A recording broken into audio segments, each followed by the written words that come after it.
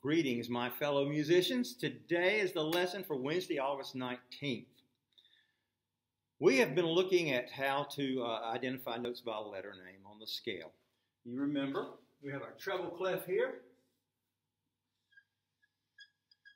And the spaces spell the word face, F-A-C-E. Make sure you're always going from the bottom up. You do not want to go to the top down, because then you'll have it all wrong. So always from the bottom up. And the lines are E, G, B, D, F. And we use that little saying to help you remember it. Every good bird does fly. Now, that's not an official music term, phrase there. That's just to help you remember it. Once you start learning that E, G, B, D, F, this shouldn't be that hard for you. And it's going to become, once you start doing this a lot, you'll start recognizing the notes without having to do that. So, for instance, if I gave you this and asked you to identify that note, every good bird, you might say that for a while. After a while, you're going to see that B, and you're not even going to do that phrase. You're just going to write B, right? Sort of like the word Alabama. Now, I grew up in Alabama, so I'm going to use my home state. I've lived in Virginia longer. Love Virginia.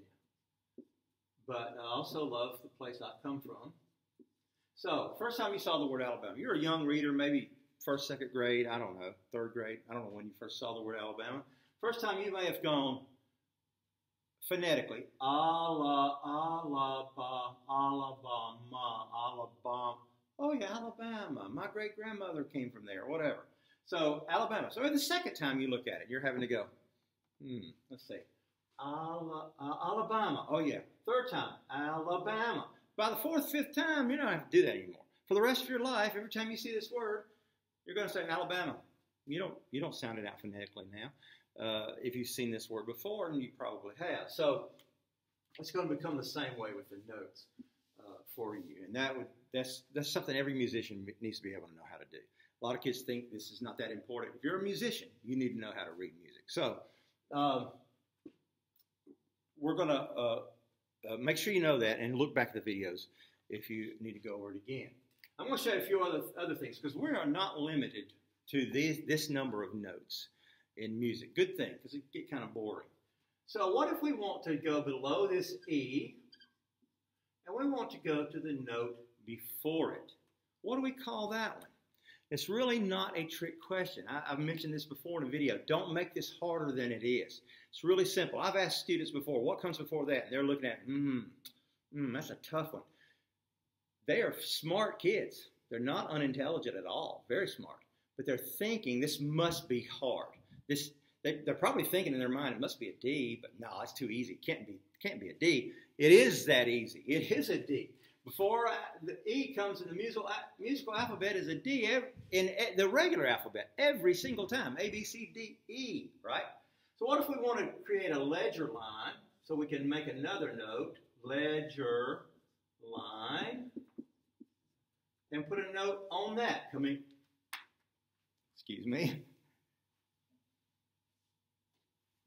from this direction. It's right on that line.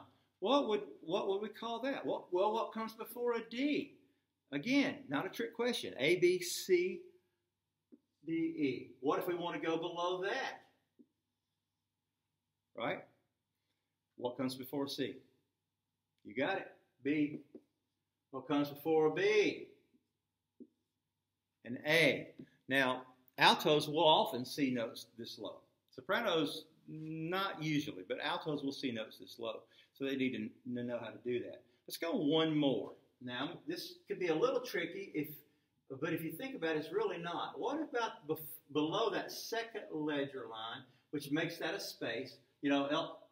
Actually, this right here, if we take that ledger line over here, that is a space. So it's line, space, right? If I were to ask you to say the regular alphabet backwards, Z, Y, X, W, etc., etc. I can't do it without really concentrating. I knew someone once that could go the whole thing straight through, no problems. But if I were to ask you to do that, and you got all the way, so I'm going to say the alphabet backwards, and you were good at it, and you went Z, Z, Y, X, W, blah, blah, blah, blah, blah. You got to those last three letters, it'd be CBA, right? ABC, backwards, CBA. I said, do it again. What would the next note be? I mean, letter be. What would it be? If you're going to do it one more time, it would be Z, right? So C, you'd be going Z, Y, X, W, blah, blah, blah. You get to the end, C, B, A. Do it again. Z, Y, X, W. Understand, right? So since there are only 7 different notes, letter names, in music, A, B, C, D, E, F, G, and then comes A again. What if we were to do it backwards? G, F, E, D, C, B, A. Do it again. G. So that note is a G. If that's an A, that has to be a G because it starts all over. All right. So now, I'm going to show you one more thing today, and that is talk about the key signature. The key signature, just like your signature, tells us what key we are in. And you learned about the keys. You learned about half steps, whole steps, sharps and flats, and you watched the video on what a key is in music. So we're going to learn how to look at the music and determine what key we're in. Now, we're only going to be dealing with major keys, not minor. And I know in that video yesterday, he described a major key. Major keys sound bright. Minor keys sound kind of dark.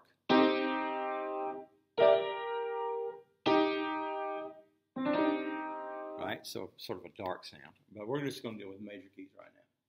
So, how do you determine? You look at the key signature. We've got our treble clef. This space right here is the key signature. Sometimes the key signature has sharps in it. However many sharps it has. Okay? It can be several. It could be one, it could be several. Sometimes it has flats in it. However many. Some ugly flats. All right. And sometimes it's blank. But just because it's blank doesn't mean we're not in a key. Blank actually represents a key. And that key is the key of C major. So, our key note, our tonic note, our home note, you can call it either one of those, is the note C. This particular C is the middle C. And I'll show you that on the piano in a minute. C, D, E, F, G, A, B, C. There are no sharps or flats. It's all white notes in the key of C. That's why it's blank, because there are no sharps or flats. And I'm going to show you that on the piano. We're almost done for the day on this lecture.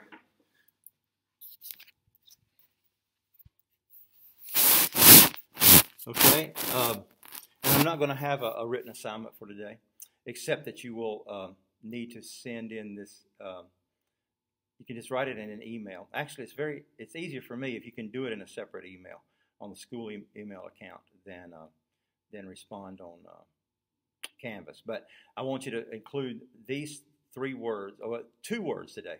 One is I want you to write the word key. Number 1, key, so I know you're watching this, okay? Just put number 1, key, K-E-Y. I'll tell you the other one near the end. Okay, so I'm showing you this is a C. All of these are C's. This one in the middle, right below the name of the piano, is the middle C, okay?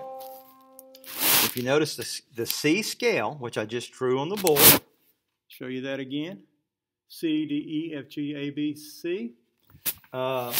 Is written there. It's all white keys. C, D, E, F, G, A, B, C. C, B, A, G, F, E, D, C. No black keys. So we're not sharping anything, or we're not flatting anything. That's why there are no sharps or flats in the key signatures. Pretty simple. And that's all there is to it. The other word I want you to write is, number 2, is actually 2 things. I want you to write C major, just like that. Okay? So write key and C major. Send that an email to me so I know you watch this video. And that's it. See you tomorrow. Bye.